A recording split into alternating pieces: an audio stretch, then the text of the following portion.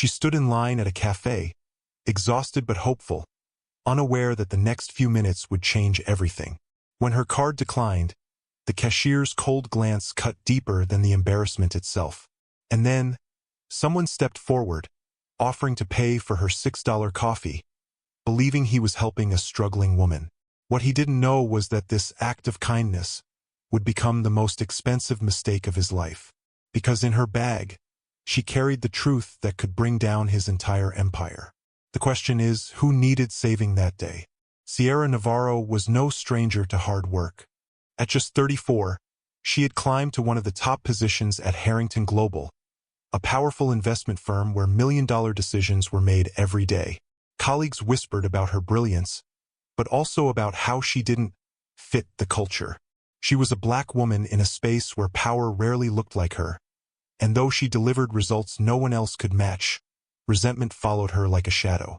What she didn't know was that the very plan she poured her heart into, the strategy that could rescue the company, would soon be stolen, and her career ripped away overnight.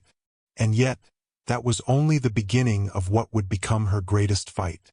Sierra's downfall began the moment her brilliance threatened the wrong man.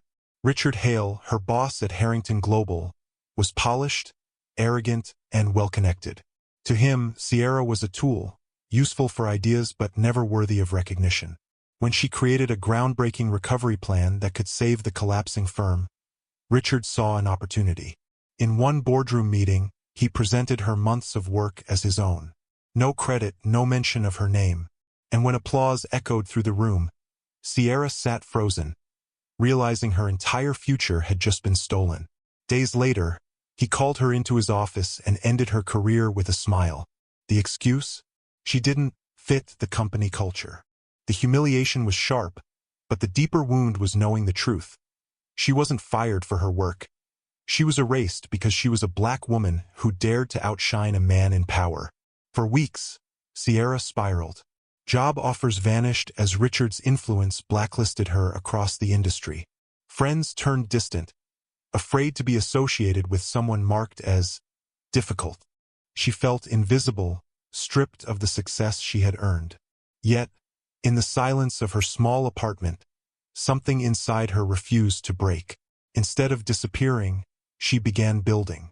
Piece by piece, Sierra formed a new company, Phoenix Strategies. She recruited talent others had overlooked.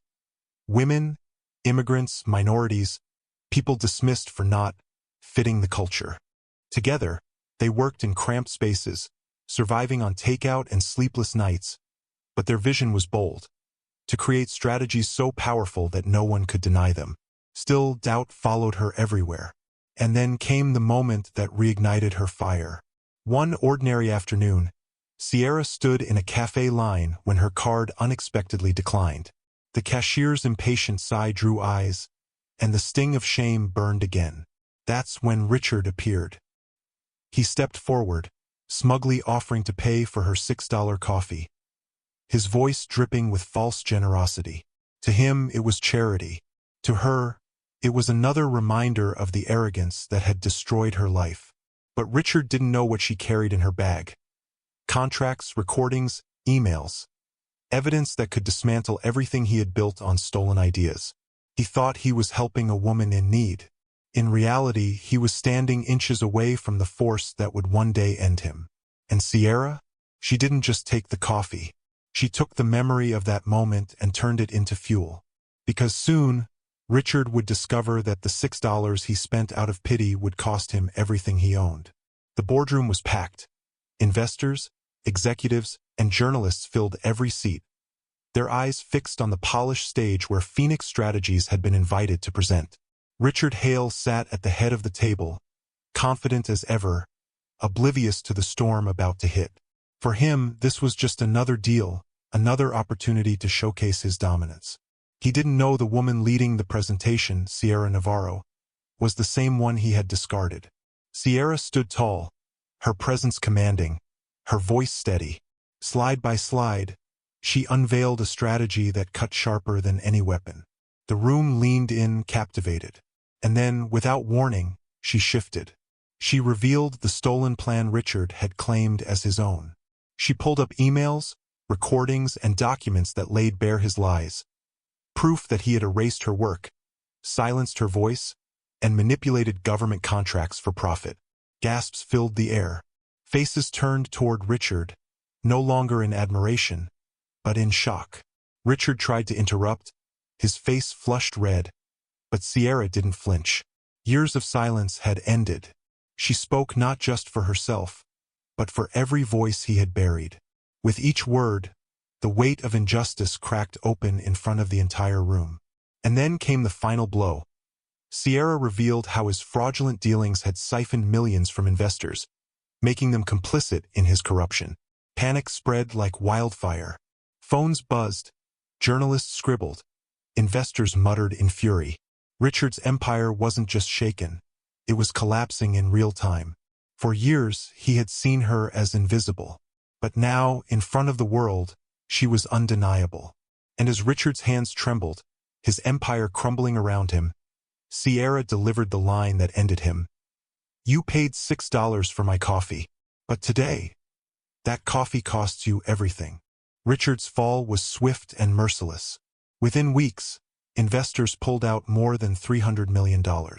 Harrington Global, a company once untouchable, collapsed under the weight of scandal and betrayal. Richard lost everything. His career, his mansion, his wealth, even the family that once stood proudly by his side. The man who thought he owned the world was now left with nothing but his shame. Sierra, on the other hand, rose higher than anyone imagined.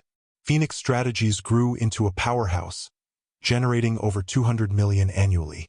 She was named CEO of the Year by Forbes, not just for her success, but for building a company where talent was measured by skill, not by gender, race, or background.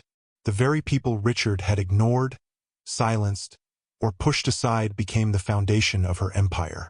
And yet, Sierra's greatest victory wasn't the money, the awards, or the recognition. It was a quiet moment months later, when she returned to the same cafe.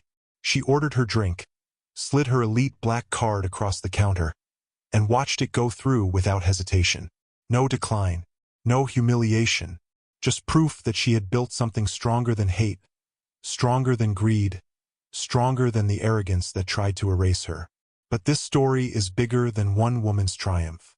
It's about how many brilliant voices are silenced every day, dismissed because of their skin, their gender, their difference.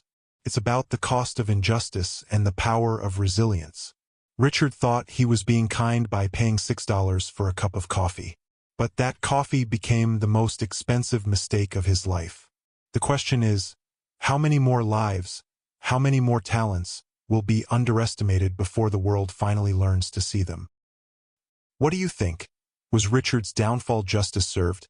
Or do stories like Sierra's prove that the fight against discrimination is far from over? If this story moved you, hit that like button so more people can hear it. And don't forget to subscribe for more powerful stories that reveal the truth behind injustice and resilience.